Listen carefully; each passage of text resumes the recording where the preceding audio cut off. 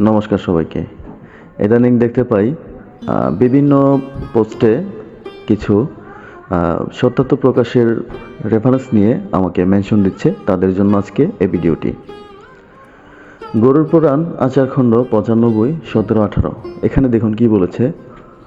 অপুত্রা স্ত্রী যদি পুত্র বিলাসিনী হয় তবে শ্বশুরাদি গুরুজনের আজ্ঞা গ্রহণপূর্বক ঘৃত দ্বারা অভক্ত দেহ দেবর কিংবা শোকপিণ্ড দ্বারা পুত্রোদ্বোধন করিবে। যে পর্যন্ত গর্ভসঞ্জার হয় সেই পর্যন্ত ঋতুকালে গমন করিবে। ইহার অন্যথা করিলে সেই ব্যক্তি পাপী হইবে। উক্ত নিয়ম অনুসারে যে পুত্র উৎপাদিত হয় সেই পুত্র ক্ষেত্রপূর্তি অর্থাৎ স্বামীরই হইবে।